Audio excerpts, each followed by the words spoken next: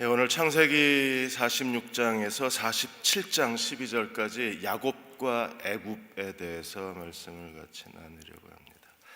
지난 12월 3일 날 인천 영흥도에서 낚싯배 전복 사고가 일어나서 15명이 이제 사망을 했습니다. 생존하신 세 분이 계셨는데 그분들은 그 조타실 아래 선실에 갇혔다가 이게 배가 뒤집어지면 에어 포켓이 생기잖아요. 그 안에서 무려 2시간 40분을 버텨내면서 생존을 했습니다. 방수폰, 요즘 나오는 그 휴대폰은 바닷물에 1m 이하까지 이게 방수가 되고 한 30분을 버텨내요. 물속에 들어가도. 이게 진짜 좋은, 최근에 나온 휴대폰은 진짜 좋습니다. 방수, 방진이 다 돼요. 그래서 이 휴대폰을 가지고 계속 자기들의 위치를 알려서 이제 살아났습니다. 그런데 실종되었던 두 분은 안타깝게도 이틀 뒤에 구명조끼를 입지 못한 채 이제 시신으로 발견이 돼서 가족들이 오열하는 장면이 카메라에 잡혔습니다. 살아왔으면 얼마나 좋았을까요? 근데 안타깝게도 살아오지를 못했습니다. 야곱도 요셉이 실종자였었어요. 요셉이 죽은 줄만 알았습니다. 그런데 요셉이 살아있어요. 살아있을 뿐 아니라 애굽의 국무총리가 됐다는 사실을 형들에게 듣습니다. 그래서 요셉은 23년의 기다림 끝에 이제 애굽에 있는 요셉을 만나기 위해서 애굽으로 이주하는 장면이 오늘 46장의 장면입니다. 하나님은 야곱의 가족을 애굽으로 보내고 계십니다. 왜냐하면 애굽에서 그들은 400년 동안에 한 민족이 돼야 돼요. 그래서 한 민족이 된 이후에 하나님이 이스라엘을 출애굽시키셔서 하나님의 구속사를 성취하시게 됩니다.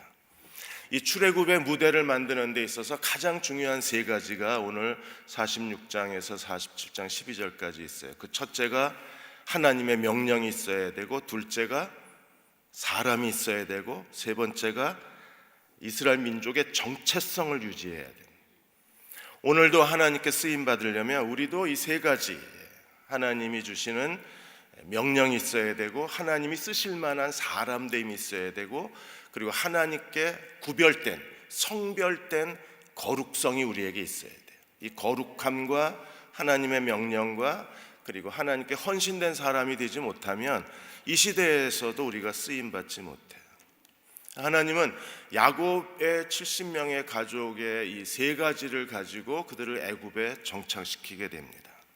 그 첫째가 오늘 46장 1절에 7절까지 나와 있는 하나님의 명령을 받게 됩니다. 46장 1절에 이스라엘이 모든 소유를 이끌고 브엘세바에 이르러 그의 아버지 이삭의 하나님께 희생 제사를 드렸어요.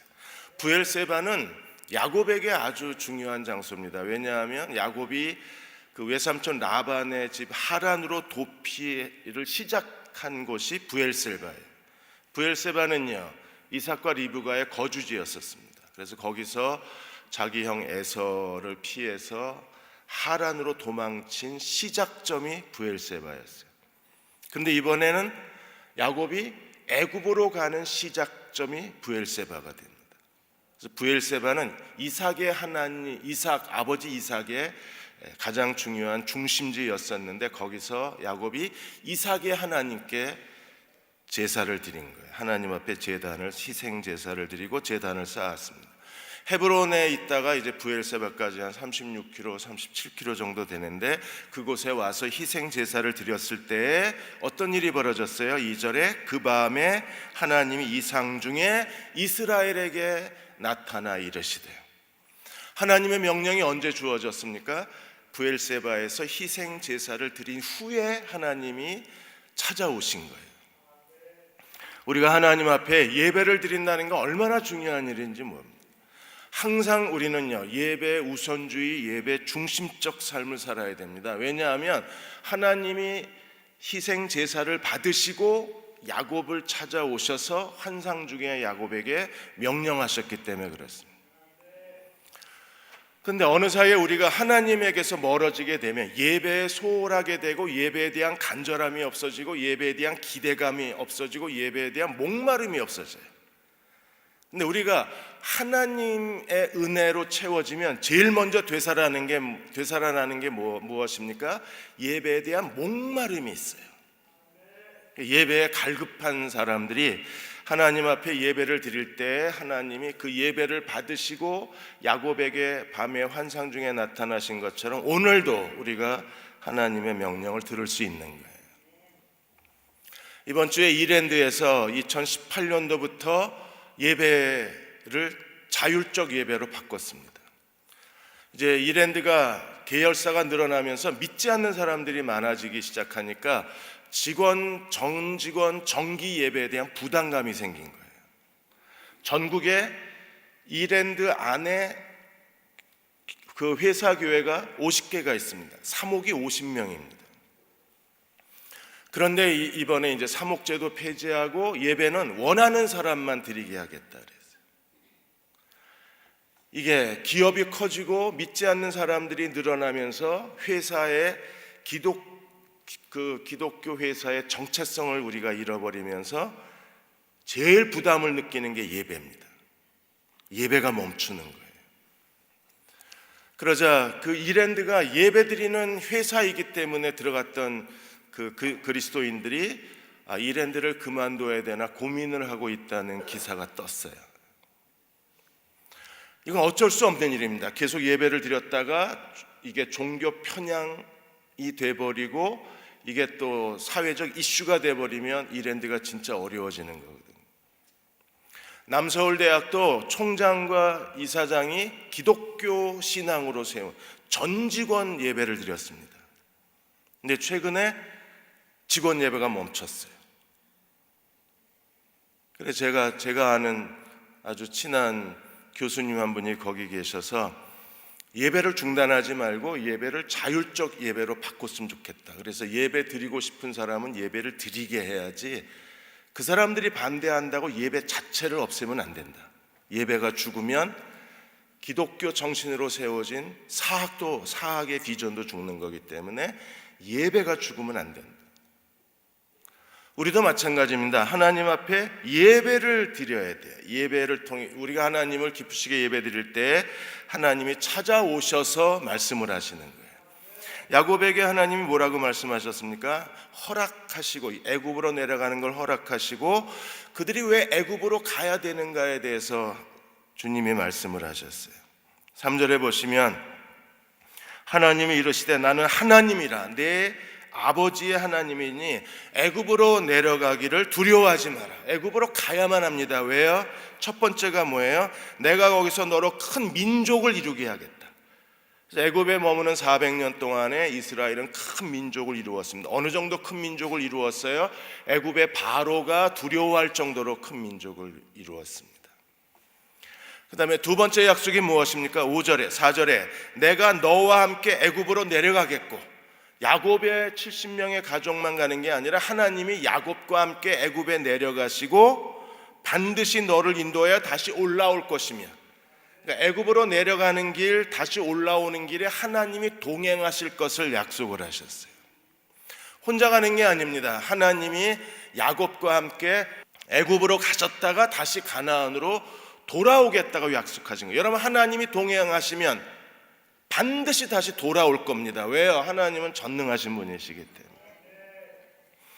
그리고 세 번째 약속이 무엇입니까? 요셉이 그의 손으로 내 눈을 감기게 하리라.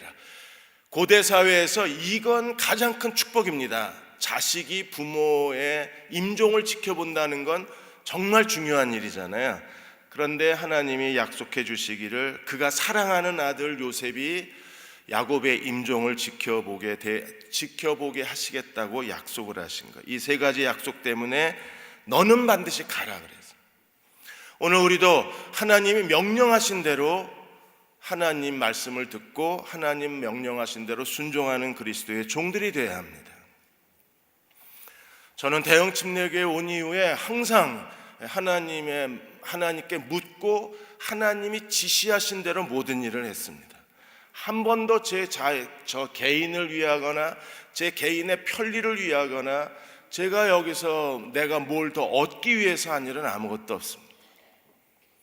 저는 하나님 앞에 오늘 성가대 찬양이 마지막 주를 위해서 살겠습니다 진심으로 그랬는데, 제가 원하는 건 하나님 명령대로 이 모든 일을 수종하는 것이 제가 해야 될 일이고 대흥침례교회가 하나님 앞에 드려야 될 삶입니다.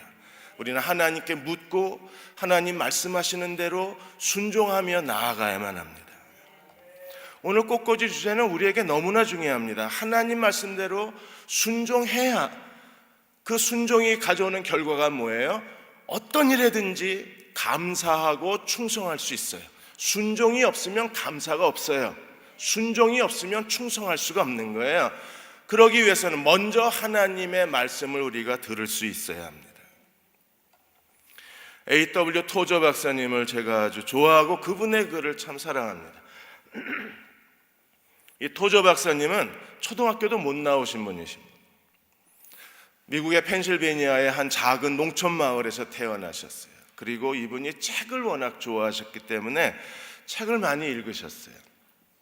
그러다가 15살 되었을 때 이제 도시로 와서 도시에서 일하면서 그분이 살았는데, 어느 날 그 전도자가 복음을 전하면서 이렇게 말했습니다. 만일에 구원의 확신이 없으면 하나님께 무릎 꿇고 기도하십시오. 하나님, 내가 하나님 앞에 어떻게 구원받아야 할지 내가 가르쳐 주옵소서. 나는 죄인입니다. 나를 구원해 주시기 원합니다. 이렇게 기도하라고 가르쳐 줬어요. 그래서 A.W. 토저가 그날부터 하나님 앞에 기도했습니다. 하나님, 저는 아직 구원의 확신이 없는데 제가 구원받을 수 있게 도와주십시오. 그리고 저는 죄인입니다. 저의 죄를 하나님이 용서해 주셨다는 것을 알게 해 주십시오. 그리고 어느 날 하나님이 응답하신 거예요. 그 회심을 경험하고 나서 A.W. 토저는 하나님 앞에 4가지 갈망을 가졌어요. 하나는요, 하나님을 알고자 하는 갈망이 있었어요. 여러분, 거듭나면 성령이 우리 안에서 이 갈망을 일으키는 거예요. 갈망이 있어야 성령이 계신 거예요. 성령이 계시면 갈망이 일어나게 돼 있어요. 그래서 하나님을 알고자 하는 갈망이 일어나고, 그리고 하나님 그분에 대한 갈망이 생겨나는 거예요. 하나님께 대한 갈망이 있고 하나님을 알고자 하는 갈망이 일어나자 어떻게 해야 우리가 하나님을 알 수 있어요? 하나님 말씀을 열심히 읽고 공부하는 것밖에 없는 거예요. 그래서 하나님 말씀을 읽고 또 읽고 공부하고 그리고 그 당시에 경건서적을 읽고 연구하고 하나님을 아는 지식에서 자라나는 걸 경험하기 시작했습니다. 그러자 3번째가 뭐예요? 하나님 앞에 경건하게 살고자 하는 열망이 끊이질 않은 거예요. 4번째는 무엇입니까? 하나님께 자기를 헌신하되 하나님을 위해서 다 닳고 닳아져서 다 없어질 때까지 하나님 앞에 다 닳아 없어지고자 하는 헌신의 갈망이 그분 안에 있었어요. 하나님을 원하고 하나님 아는 걸 원하고 하나님 앞에 거룩하게 살기를 원하고 하나님께 모든 걸 바치기를 원했던 겁니다. 이 거룩한 열망이 어디서 유지가 됐어요? 하나님 말씀에서 유지가 됩니다. 우리가 하나님을 온전히 예배하면 하나님께서 우리를 찾아오셔서 우리가 해야 될 일들에 대해서 말씀하시고 지시하시고 하나님의 뜻을 깨닫게 해 주실 것입니다. 그리고 말씀하신 대로 순종하기만 하면 되는 거예요. 야곱은 어떻게 했습니까? 하나님께서 내려가라고 명령하시자 어떻게 했어요? 5절에 야곱이 브엘세바에서 떠날 때 바로가 보내준 수레를 타고, 그야말로 애굽의 국빈 대접을 받은 겁니다. 바로가 보내준 전용 비행기를 타고 야곱이 가족들을 다 데리고 이제 애굽으로 가는 거예요. 그래서 6절에 보시면 가나안에서 얻은 재물과 가축을 다 데리고 그리고 그 자손들이 다, 그래 7절에 야곱의 아들들, 손자들, 딸, 손녀들 모든 자손을 다 데리고 애굽으로 순종하고 내려갑니다. 그리고 하나님은 그 뜻을 이루시는 거예요. 우리가 하나님을 예배합시다. 하나님의 뜻을 찾읍시다. 그리고 순종하십시다. 그럼 하나님이 일하실 거예요. 2번째 조건은 무엇입니까? 사람이 있어야 합니다.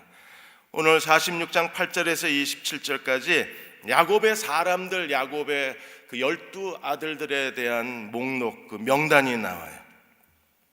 오늘 8절에 루벤과 9절에 보시면 루벤의 4 아들이 나오고 그리고 10절에 시므온의 6명의 아들이 나오고 11절에 레위의 3 아들이 나와요.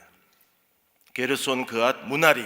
이 사람들은 나중에 하나님의 성전을 봉사하는 성전 봉사자 대표, 레위 자손의 대표가 됩니다. 그리고 12절에 유다의 7 아들이 나옵니다. 이 중에 엘과 오나는 우리가 38장에서 본 것처럼 이미 사망을 했습니다.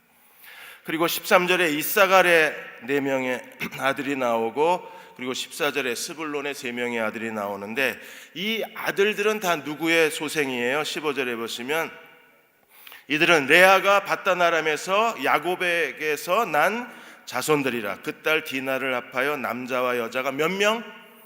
33명. 그러니까 레아가 가장 많은 자손을 낳은 거예요. 야곱은 레아에게 감사해야 되는데 이 남자들이 이게 정신을 못 차리고 이쁜 여자만 좋아하는 거예요.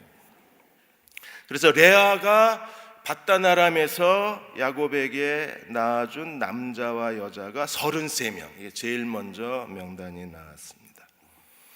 그리고 이제 18절에 보시면 레아의 몸종이었던 실바가 야곱에게 낳은 자손이 모두 몇 명이에요? 16명. 16절에 가세 아들이 나오고, 가세 7 아들이 나오고, 그 다음에 17절에 아셀의 7 아들이 나와요. 그래서 라헬의 실바가 죄송합니다. 7 아들 7 아들. 그래서 실바가 모두 16명을 낳습니다. 그 다음에 라헬이 2명의 아들을 낳습니다. 그래서 19절에 보시면 야곱의 아내 라헬의 아들은 누구예요? 2 아들이 요셉과 베냐민입니다. 그래서 요셉에게 낳은 아들, 베냐민에게 낳은 아들, 베냐민이 10명의 아들을 낳습니다. 이렇게 해서 라헬이 모두 22절에 보시면 이들은 라헬이 야곱에게서 낳은 자손들이니 모두 14명을 낳습니다. 그리고 25절에 보시면 라헬의 몸종이 비라였는데 비라가 몇 명을 낳아요? 이들은 라반이 그의 딸 라헬에게 준 비라가 야곱에게 낳은 자손이 모두 7명을 낳습니다.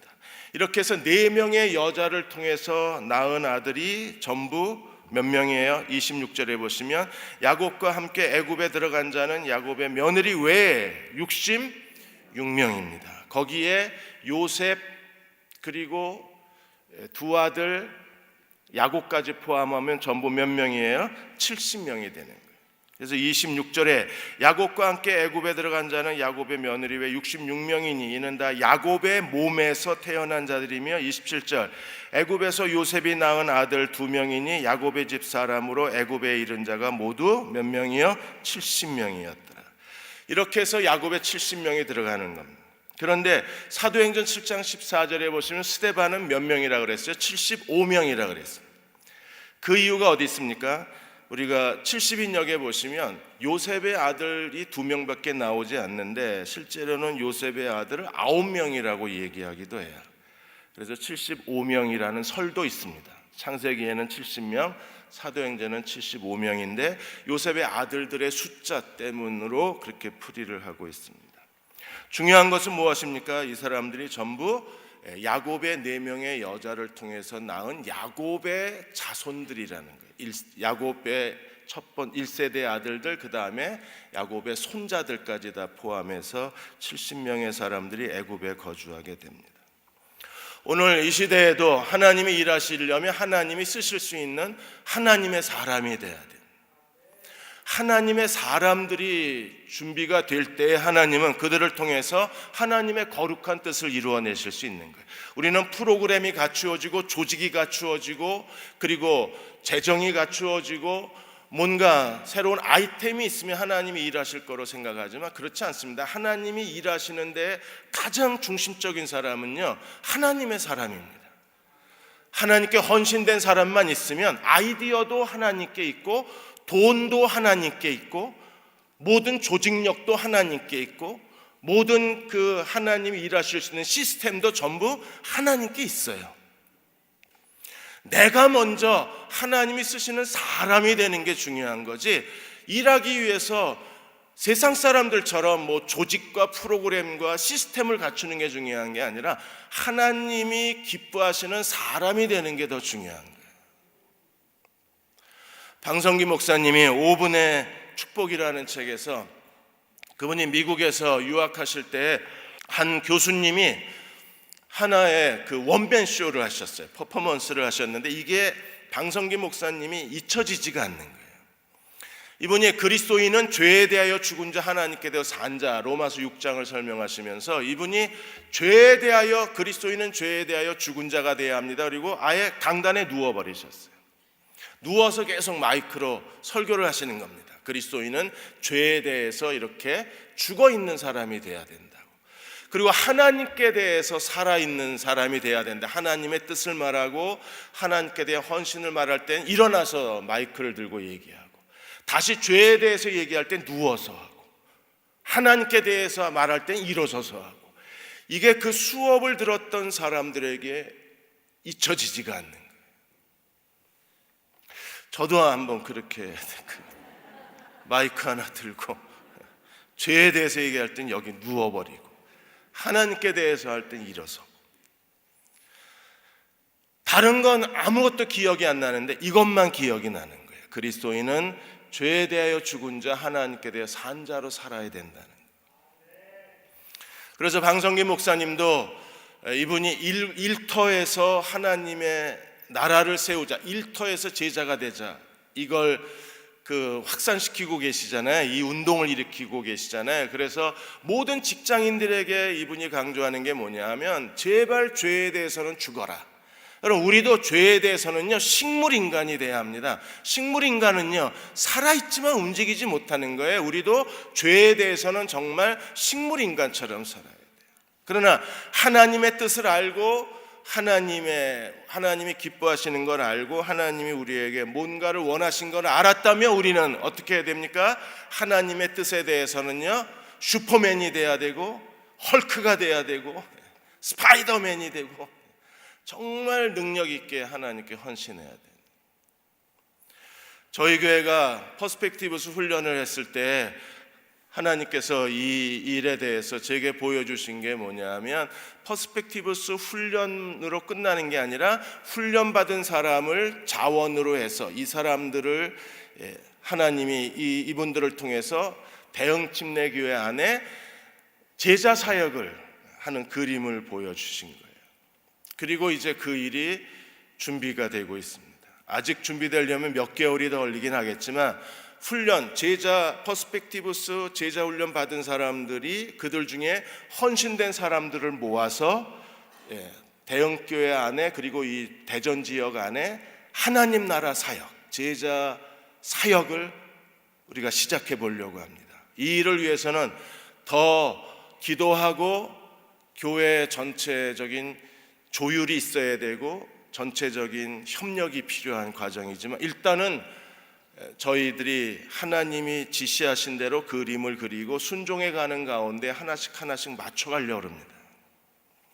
그 일이 얼마나 시간이 걸릴지는 모르겠지만, 그래도 하나님 명령하신 대로 이제 떠오르는 사람들, 훈련받은 사람들 중에 떠오르는 사람들, 그들을 야곱의 70명의 사람들로 우리가 하나님께서 세워주신 사람으로 생각하고 그분들을 훈련해서 우리가 진정한 제자 훈련 사역을 하면, 하나님께서 대형교회 안에 복음의 생동적인 심장이 다시 뛰고 더 활발하게 뛰고, 우리가 정말 하나님 기뻐하시는 일들을 해낼 수 있지 않을까 하는 생각이 있는 거예요. 이런 일들도 우리가 철저하게 기도하고 하나님의 뜻을 묻고 하나님 지시하시는 대로 겸손함으로 하나씩 수종 들어가는 겁니다. 그 일을 할 수 있는 사람들이 필요한 거예요. 그 사람들이 야곱의 70명의 사람들입니다. 오늘 이 자리에 예배드리는 저와 여러분이 이 시대에서 야곱의 70명의 사람들이 됩시다. 싫으시군요. 야곱의 70명의 사람들이 내려갈 수만 있다면 하나님은 민족을 이루고 출애굽을 이루고 메시아의 구원을 이루어내실 수 있는 그 씨앗, 그 하나님의 구속사의 첫 번째 씨앗이 된 사람들이 야곱의 70명의 사람들. 대형 침례교회도 씨앗이 되신 야곱의 70명의 분들이 기꺼이 헌신하고 하나님께 자기의 전부를 바치셨기 때문에 오늘 우리가 이렇게 이 아름다운 예배당에서 예배드릴 수 있는 거잖아요. 제가 원로 장로님들께 얘기 들었더니 예배당 짓는데 막 1년에 4번씩 부흥회도 하셨답니다. 그리고 정말 힘에 지나도록 헌금하시고 헌신하셔서 이렇게 하나님께 예배당이 바쳐졌대요. 그분들이 대흥침례교회 야곱의 70명의 사람이 된 겁니다. 그분들의 기도, 눈물, 헌신, 헌금 하나님이 받으셨기 때문에 대흥침례교회가 이렇게 하나님을 섬길 수 있는 거예요. 우리는 그분들의 헌신을 기뻐하고 감사하고 기억해야만 합니다. 지나간 일이라고 기억해서 싹 지워버리는 게 아니라 시간이 지날수록 우리는 그 처음 분들을 항상 하나님께 기억하고 감사해야 돼요. 오늘 야곱의 70명의 명단을 하나님이요 이름을 다 기록해 놓으셨어요. 성경이 가뜩이나 두꺼워 죽겠는데 이름 들어도 우리는 알지도 못하잖아요. 천국 간다고 만날 일도 없을 텐데 다 기록해 놓으셨어요. 왜요? 하나님은 기록하고 싶으신 거예요. 하나님은 여러분도 기록해 놓고 싶으신 거예요. 우리 옆 사람하고 인사하겠습니다. 그대가 야곱의 70명입니다 하고 인사하겠습니다.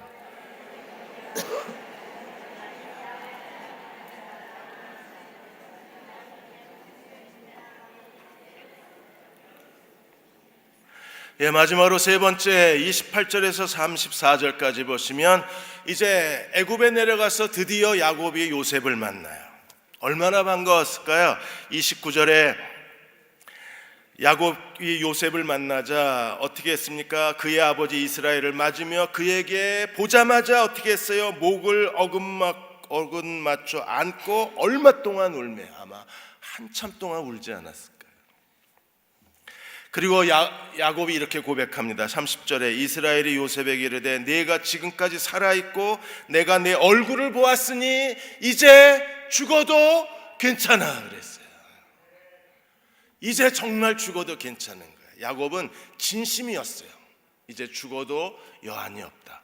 그렇게 사랑했던 아들을 실종당한 줄 알고 죽은 줄 알았던 아들이 살아서 만나게 되었으니까 야곱은 죽어도 족하다. 죽어도 족하다 그랬어요. 하나님은 우리에게 언제나 족하게 만들어주시는 분이십니다. 물론 23년 동안 야곱이 슬픔 가운데 지나야 했지만 그러나 하나님은요 그 슬픔을 뛰어넘어서 이제는 족하다. 여호와는 나의 목자시니 내가 부족함이 없으리로다. 이 약속을 믿으시나요? 이제는 족하다. 오늘 기도하신 집사님이 여러 질병으로 고통당하는 분들을 위해서 기도해 주셨는데 하나님의 은혜가 반드시 함께할 것을 믿습니다. 그 가정에도 이제는 족하다고 하나님께서 하나님을 찬양하게 만들어 주실 거예요. 이렇게 요셉과 야곱이 만난 이후에 요셉이 전략을 펼칩니다. 이제 애굽 땅에서 요셉의 가족이 왔어요. 자칫하면 애굽에 들어가서 정치적 소용돌이에 휘말릴 수도 있고, 왜냐하면 요셉은 이방인이잖아요. 또 애굽의 문화와 동화되어 버리면 하나님께서 내가 내 민족을 이루고 하나님의 민족의 정체성을 잃어버리기가 쉬운 겁니다. 요셉이 전략을 펼칩니다. 정말 이 시대에도 요셉과 같은 전략가가 필요해요. 요셉이 어떤 전략을 펼쳐요? 형들하고 아버지에게 이렇게 말합니다. 그들에게 바로를 만났을 때 이렇게 말하라 그랬어요. 32절에 바로 앞에 이렇게 말해야 됩니다. 그들은 목자들이라. 요셉이 바로에게 이렇게 먼저 보고를 한 거예요. 그들은 목자들이라 목축하는 사람들이므로 그들의 양과 소와 모든 소유를 이끌고 왔나이다. 그러니까 양과 소와 모든 소유를 이끌고 왔나이다.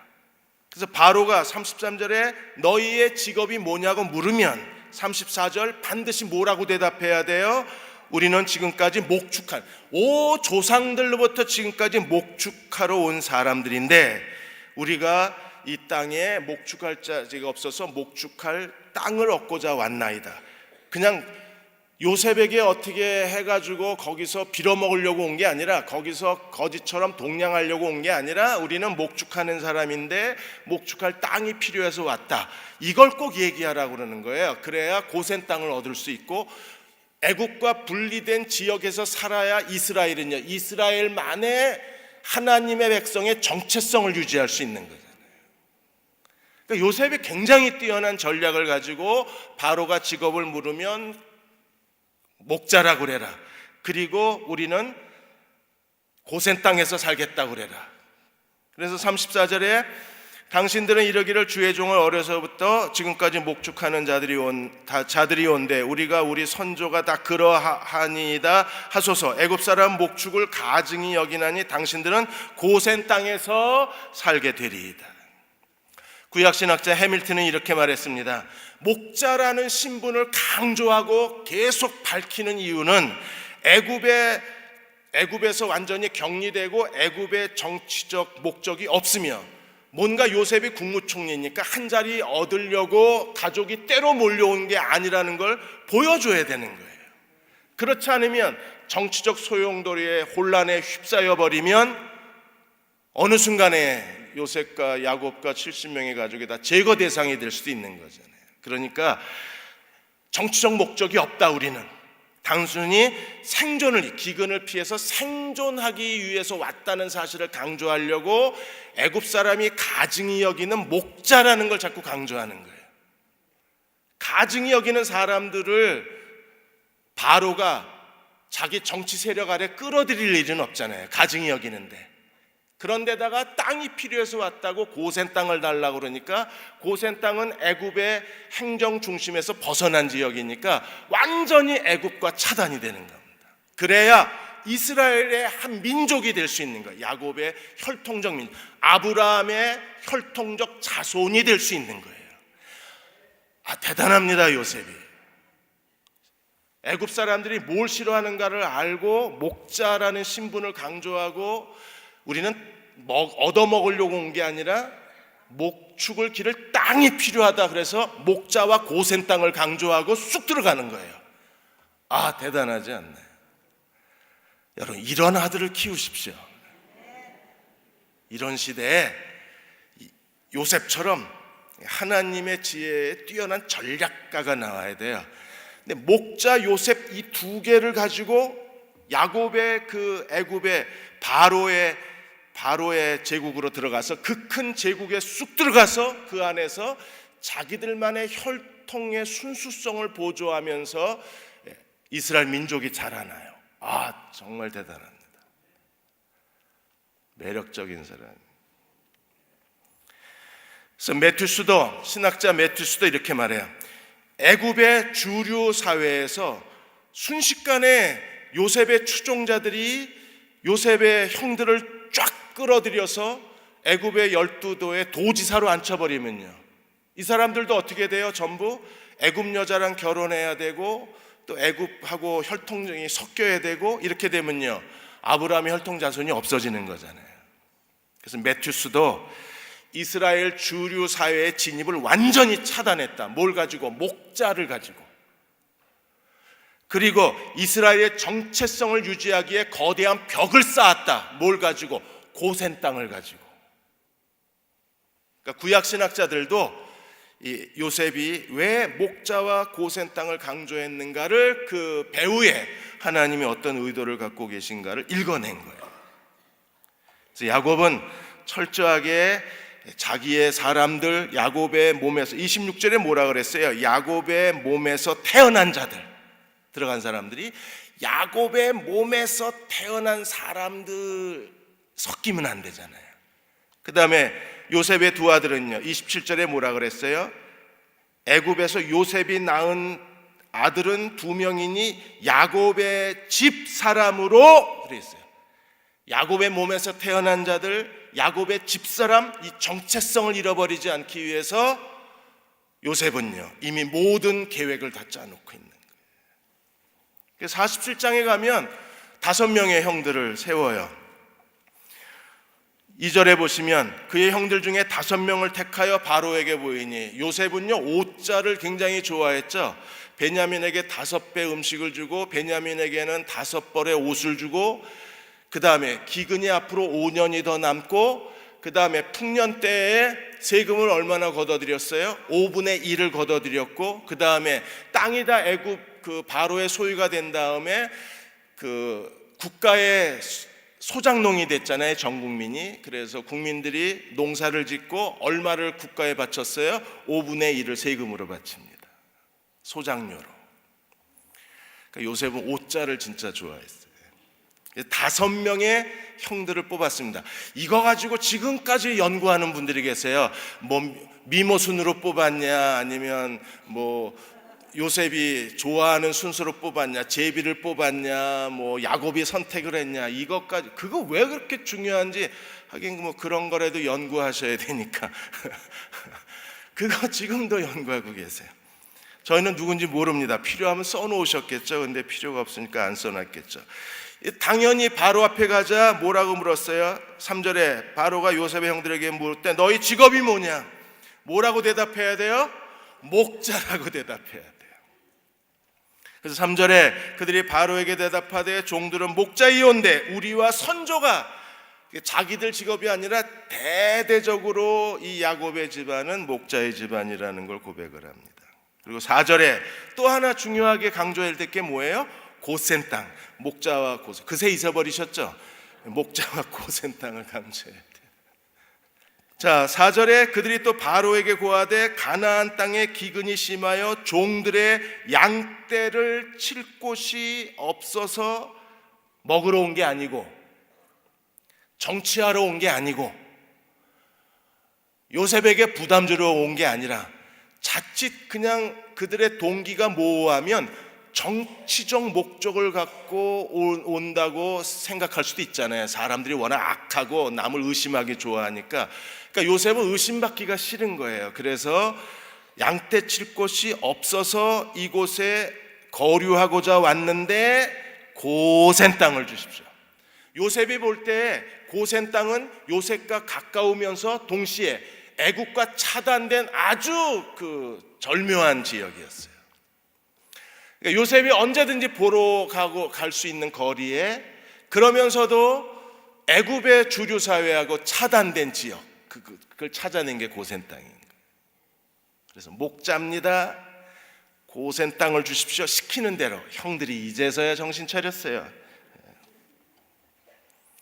그러자 바로가 요셉에게 명령을 합니다. 6절에 애굽 땅이 내 앞에 있으니 땅의 좋은 곳은 내 아버지와 내 형들이 거주하게 하되 그들이 고센 땅에 거주하고, 야, 능력 있는 아들들이 있으면, 보세요, 이게 목자와 고센 땅을 안 했으면 바로가 어떻게 했겠어요? 야, 12도지사 다 앉혀, 이렇게 될 뻔했는데, 목자고 가증하게 여기는 사람이고 양떼 치러 왔고 고센 땅을 달라 그러니까 바로가 순간적으로 타협한 게 뭐예요? 야, 능력 있는 형들이 있으면 내 가축이나 관리해라 이랬어요. 그래서 바로의 이 가축, 바로의 짐승을 관리하는 것도요, 특권입니다. 애굽의 주류 사회에서 누릴 수 있는 최고위층의 그 직분 중에 하나가 바로의 짐승떼 관리. 왜? 바로의 짐승떼를 관리하는 건 바로를 관리하는 거예요. 그래서 특별한 권리요, 특별한 보호를 받아요.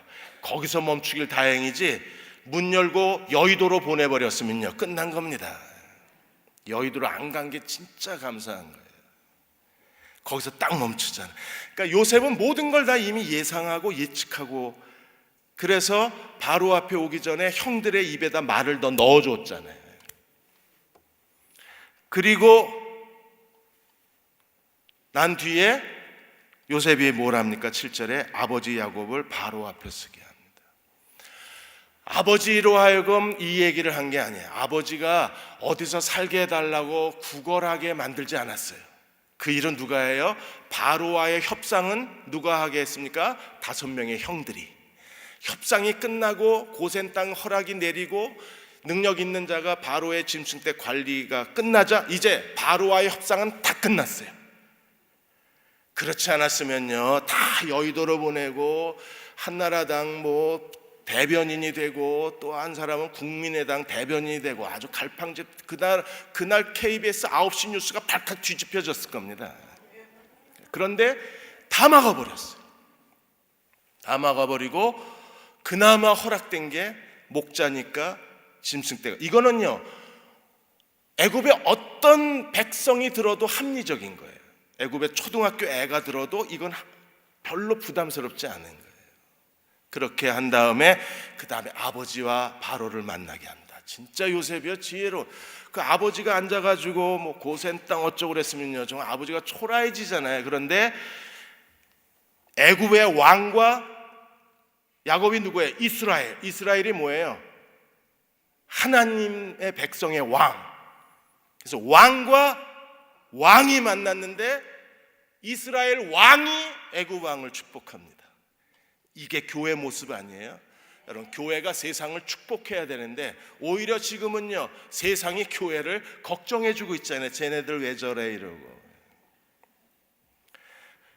그래서 9절에 8절에 바로가 야곱에게 묻되 내 나이가 얼마냐, 내 나이가 몇 살이냐. 이거는요, 바로에게 굉장히 중요한 질문입니다. 왜냐하면 애굽의 가장 중요한 종교, 애굽의 종교의 핵심이 어디 있어요? 죽은 뒤에 부활에 있습니다. 그래서 그 이집트 문명은요, 미이라 문명이잖아요. 미이라 가지고 헐리우드에서 영화 만들고 재미 많이 보잖아요. 왜 미이라를 만들어요? 죽음에 대한 관심과 부활에 대한 관심이 큰 거예요. 나이가 몇이냐가 이게 바로에겐 굉장히 중요한 질문입니다. 그런데 야곱이 몇 살이에요? 9절에 보시면 내 나그네 길이 130년. 그러니까 바로가 기가 막히는 겁니다. 이거는 신이에요, 신. 130년을 사는 건 미이라가 돼서 산 게 아니라 살아서 나이가 130년이 됐다는 것은요, 바로에게는 충격입니다. 그런데 130년에 대해서 야곱이 뭐라 그래요?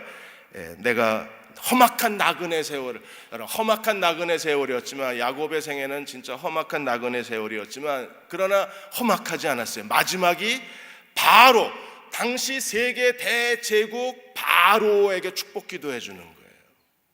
여러분, 저희 교회 원로 장로님들이 트럼프 대통령 미국에 왔을 때 그 미국의 트럼프 대통령을 이분들이 두 손 들고 축복 기도해 줬으면요, 누가 더 위에요? 저희 교회 원로 장로님들이 위에. 큰 자가 작은 자를 축복하는 거죠. 험악한 나그네 세월을 통해서 야곱은 어떤 사람이 됐습니까? 바로를 축복할 수 있는 사람이 된 거예요. 하나님이 우리에게 주신 어려움을 주실 때 하나님의 어려움, 시련은 시련으로 끝나는 게 아니라 반드시 뭘로 끝나요? 하나님의 상급과 하나님의 보상으로 끝나요. 야곱은 험악한 나그네 세월을 보냈지만 지금 이 순간은요, 너무나 거룩하고 영광스럽고 이스라엘의 왕이에요. 그래서 당시에 세계를 지배하는 애굽의 바로를 축복할 수 있는 사람은 야곱이었어요. 그래서 10절에 야곱이 바로에게 축복하고 그 앞에서 나와요.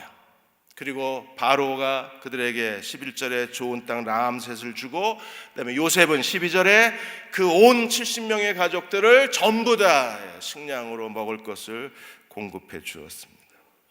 오늘 우리도 하나님께 이런 교회가 돼야, 세상을 축복할 수 있는 교회가 됐으면 좋겠습니다. 야곱처럼 믿음으로 의롭다함을 받고, 이삭처럼 우리가 죄에 대하여 죽은 자 하나님께서 산 자라고 하는 자기 신앙의 정체성을 분명하게 갖고, 그 다음에 야곱처럼 옛사람을 벗어버리고 새사람을 입고, 그리고 요셉 공동체처럼 우리가 모든 사람을 사랑으로 섬길 수 있는 그런 공동체가 된다면 오늘의 교회도 얼마든지 세상을 축복할 수 있는 교회가 될 수 있어요. 유기성 목사님이 가포스팅에 조이 선교회에서의 겨울 캠프 이야기를 했습니다. 겨울 수양에 가서 말씀을 전하고, 그리고 이제 청년들에게 헌신을 결단했는데 청년들이 결단을 안 하는 거예요. 마치 부자 청년이 그 자기가 가진 재물 때문에 근심하고 결단을 못하고 예수님을 떠났던 것처럼 청년들이 자기 안에 뭔가 하나님께 대한 부담스러운, 하나님에 대한 의심 때문에 결단을 못하는 겁니다. 그러더니 끝나고 나서 그 한 자매가 유기성 목사님을 만나서 얘기하는 거예요. 저는 하나님이 두렵다고. 왜 그러냐? 지금 외무고시를 준비하고 있는데 하나님께서 어느 날 나에게 나타나셔서 너 외무고시 그만두라고 할까봐 두렵다는 거예요. 그래서 목사님 물었습니다. 기도하는데 하나님이 외무고시 그만두라고 하신 적이 있냐고. 아니요. 근데 왜? 혹시 그러실까봐 두렵다는 거예요. 그러실까봐 두렵대요. 여러분도 두려우십니까? 그래서 목사님이 그 자매를 위해서 기도해 주셨어요. 하나님이 얼마나 좋으신 분인지, 하나님은 언제든지 우리에게 가장 선한 것을 주시는 분이심을 이 자매가 깨닫게 해주십시오. 하나님이 얼마나 사랑이 많은 분이신가를 알게 해주십시오. 그 기도를 하는데 이 자매가 그냥 펑펑 우는 거예요. 여러분, 하나님은요 우리의 좋은 걸 빼앗아가는 분이 아니십니다. 하나님은 가장 좋은 걸 주시기를 원하시는 거죠. 야곱 보세요. 그 도둑놈 사기꾼이 세계 대제국 바로를 축복하고 있잖아요. 여러분의 가정도 세상을 축복하는 가정이 되시고, 여러분의 아들, 딸들도 세상을 축복하는 사람이 되고, 무엇보다 여러분 자신이 다른 사람들을 축복하는 하나님의 종들이 되시기를 주의 이름으로 축원합니다. 이 시간 우리 함께 찬양하겠습니다. 하늘 가는 밝은 길이 493장입니다. 우리 1절하고 3절 부르시고 기도하겠습니다. 하늘 가는 밝은 길이 내 앞에 있으니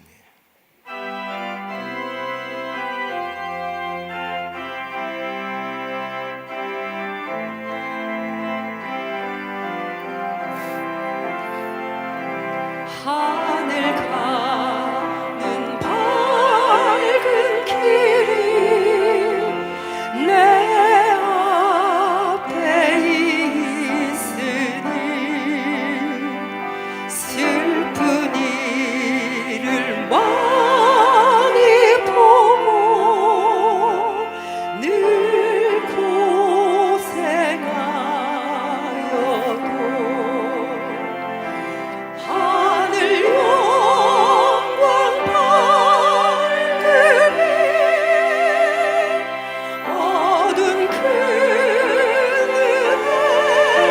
지니 예수 공로를 지하여 항상 빛을 보도다.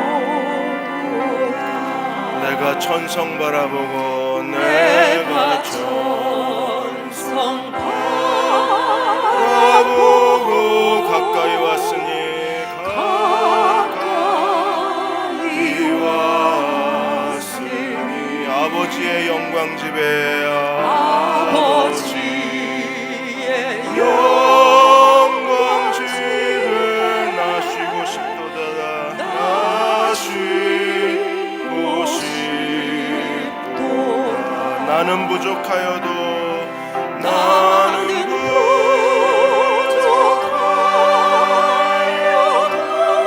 영접하실 터이니 영접하실 터이니 영광 나라 계신 임금 영광 나라 계신 임금 우리 구주 예수라. 나는 부족하여도 영접하실 터이니 나는 부족하여도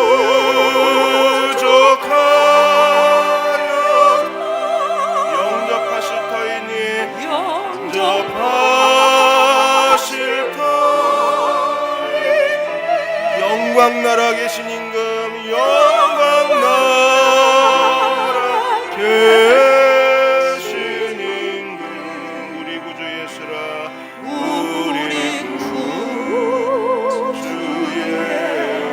한 번만 더. 나는 부족하여도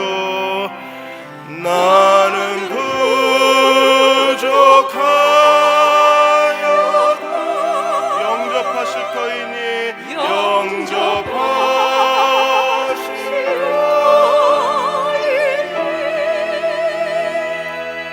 영광 나라 계시는 분 우리 구주의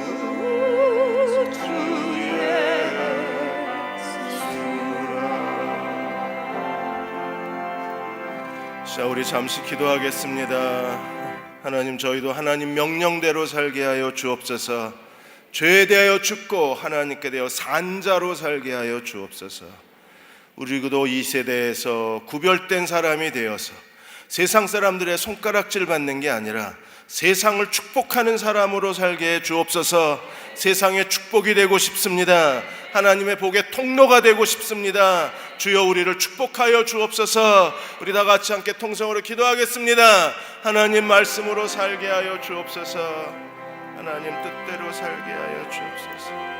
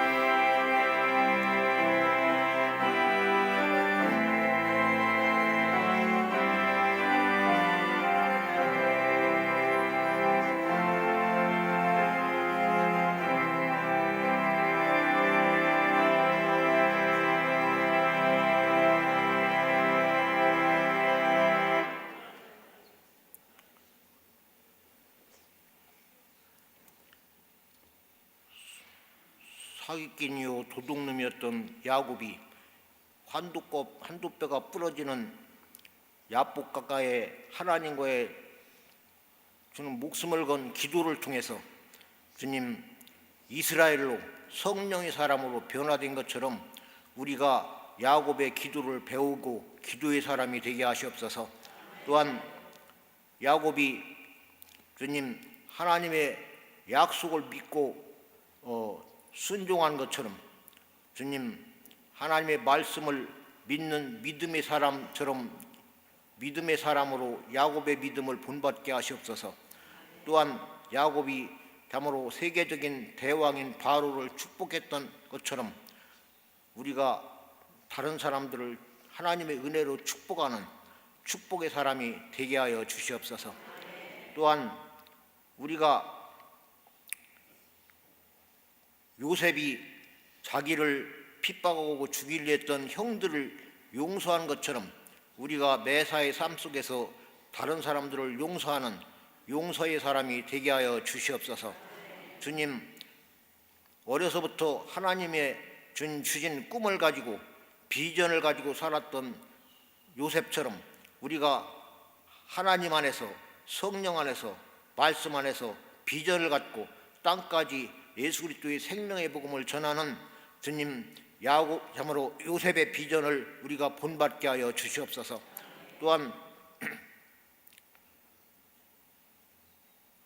요셉이 형들에게 참으로 그 자손들에게 내가 형들과 형들의 자손을 봉양하리다 하는 은혜를 베푼 것처럼 참으로 요셉의 은혜의 사람으로 우리가 거듭나서 주님 다른 사람들을 하나님의 은혜를 참으로 나누고 베풀어주는 은혜의 사람이 되게 하여 주시옵소서. 이와 같은 마음의 소원을 가진 모든 오늘 수요 예배에 참여하신 성도님들의 마음속에 예수 그리스도의 진정한 사랑과 은혜를 주셔서 주님 모든 사람에게 하나님의 생명의 복음을 참으로 끝까지 새 생명 다하는 이 세상 끝까지 참으로 복음을 전하는 예수 그리스도의 생명의 복음을 전해서 죽은 자를 살리는 부활의 사람으로 우리가 살기를 원하오니 이와 같은 소원을 가진 당신의 사랑하는 자녀들에게 지금은 독생자를 주셔서 이 땅에 모든 죄인들을 구원하신 하나님 아버지의 극진하신 사랑하심과 친히 인간의 몸을 입고 우리의 죄악을 담당하신 예수 그리스도의 지극하신 사랑하심과 또한 우리 심령 속에 찾아오셔서 우리를 생명의 길로, 진리의 길로, 은혜의 길로, 하나님의 사랑의 길로, 천국의 길로 인도하시는 성령님의 역사하심이 영원토록 함께 하셨기를 우리 주 예수 그리스도 이름으로 간절히 축원을 드립니다. 아멘.